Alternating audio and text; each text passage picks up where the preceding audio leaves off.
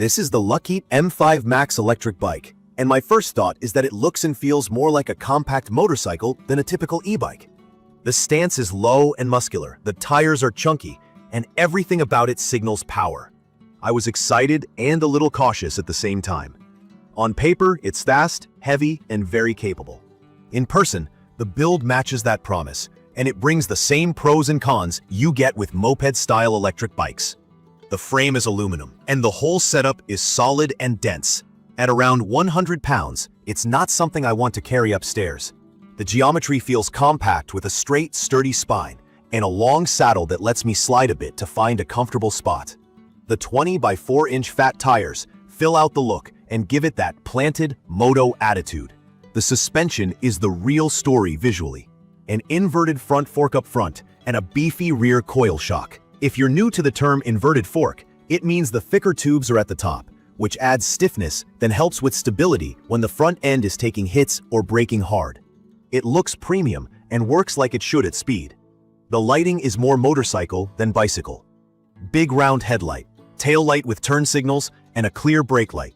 The cockpit has a color display and NFC unlock, which lets me tap a tag instead of using a key. The hydraulic disc brakes run 180mm rotors, and the levers have a confident, short throw.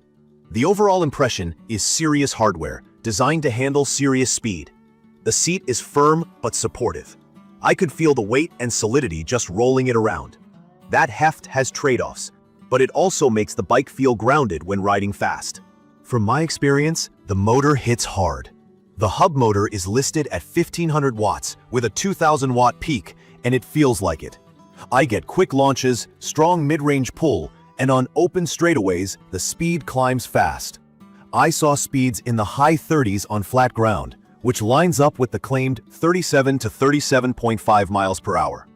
That's beyond the usual 28 miles per hour Class 3 ceiling, so I treated it with the same respect I'd give a small motorcycle. I kept a full-face helmet on and stayed cautious in traffic. The power delivery is where I ran into my biggest learning curve. Using the full-twist throttle, the initial surge can be abrupt at low speed. It doesn't always feel gentle under 5 miles per hour, and it can catch me off guard when I'm trying to weave through tight spaces or making U-turns in a parking lot. Once I'm rolling, the mapping feels better, and the throttle is easy to live with at normal street speeds. In my opinion, a smoother low-speed tune would make a big difference for everyday usability. I did use cruise control on longer stretches, and that helped keep the ride relaxed. The suspension is tuned on the firm side, which I actually appreciate here. At speed, a soft setup can feel vague. This feels planted. The inverted fork resists diving too much under braking, and the rear coil keeps the back end settled over bumps. On grassy sections and mild dirt, the bike rides comfortably. I wouldn't call it a trail bike, but the fat tires and full suspension make imperfect surfaces a non-issue. The tires grab well on loose stuff like light gravel and dry dirt. Just remember, the 20-inch wheels are small, so sharp potholes at high speed are never a good idea. Braking performance is one of the highlights. The hydraulic setup bites with authority and stays consistent. The levers don't feel spongy, and I get strong, predictable stops. With a heavy frame and real speed, brakes are not a place to compromise, and these feel appropriate for the job. On the power side, there's a spec mix I need to address. The listing toggles between 48-volt and 52-volt language. My display reads 52-volt, and the acceleration supports that higher system voltage. If you're new to this, a 52-volt system generally gives you better headroom for power under load and reduces voltage sag when you punch the throttle or climb. It's part of why this bike feels so eager off the line.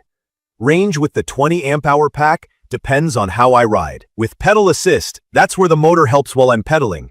Stretching up to the advertised figures takes discipline and lower speeds. Using throttle a lot, I plan for something around the ballpark of 40 miles, give or take terrain, rider weight, and wind. There's support for a second 20 amp-hour battery. Key features include the dual battery option that can extend the ride for very long days. The catch is that the system doesn't blend the batteries automatically. I have to switch the connector when one is empty. That's not complicated, but it does break the flow during a long ride. Charging with the included 3-amp charger is straightforward and usually lands in that 5 to 6 hour window per pack.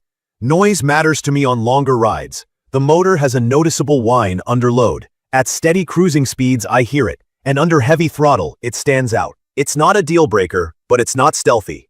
Also worth noting, on very steep grades, there's thermal protection that can step in to protect the motor and controller. I didn't cook it, but I could tell the system prefers momentum and rolling climbs over extended, slow, super steep hauls. Fit is better than the marketing suggests. I'm comfortable in the mid-height range the brand mentions, but if you're very tall, the moped geometry might feel cramped over longer distances. The payload rating is generous, and the chassis feels up to it, but it's still a compact frame. Key features that stand out to me are the punchy motor, the firm and confidence-inspiring suspension, and the brakes. That trio makes fast riding feel controlled. The lighting package is excellent for visibility, with a bright headlight and real signaling, turn indicators and a brake light, so cars understand what I'm doing. The NFC unlock is a small convenience that I appreciate day to day, and the display is clear in bright sun. The full twist throttle feels natural if you're used to motorcycles, and cruise control is great for longer flat stretches. The drivetrain with a 7-speed setup is handy for helping the motor get off the line on hills or saving battery by spinning at a comfortable cadence. It's perfect for riders who want a moped-style e-bike that actually rides like one, fast, stable, and ready for a mix of pavement and light off-road. From my experience, it works best when I treat it like a lightweight electric moto. Gear up properly, give myself space, and use the speed responsibly. I'd recommend this for enthusiasts who like to tinker and tune, because there's room to upgrade components over time, and the frame has space if you want to try a different controller or add the second battery. On the flip side, the aggressive low-speed throttle behavior is something I had to adapt to, and the motor noise is a thing. The dual battery system requires manual switching, which isn't elegant. Also, top speed puts it outside normal e-bike classes in many places, so I'm mindful of where and how I use it.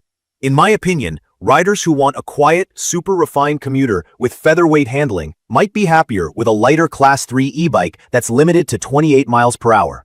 This one aims past that, and it shows in how it rides and what it asks of me. In conclusion, the Luckeep M5 MAX delivers serious power, strong brakes, and a stable chassis that handles speed better than most fat-tire e-bikes I've tried. It looks sharp, it feels solid, and the performance is legit. The trade-offs are real: a heavy platform, a throttle tune that can be jumpy at walking pace, audible motor noise, and a dual battery setup that doesn't auto-manage power. In my opinion, it's a great fit for confident riders who want motorcycle-like performance without the complexity of a full motorcycle. If you're comfortable with the weight, the speed, and the learning curve, this can be a thrilling, capable machine for commuting, weekend runs, and mixed-surface exploring. I'd recommend this for experienced e-bike riders or moto-curious commuters who want power and range in a compact package and don't mind dialing in their riding style. If support and absolute refinement are top priorities for you, do your homework on service options in your area and consider how much DIY you're willing to take on for maintenance and upgrades. Please check the comments section for detailed information about the Luckeep M5 MAX electric bike. Thank you for watching.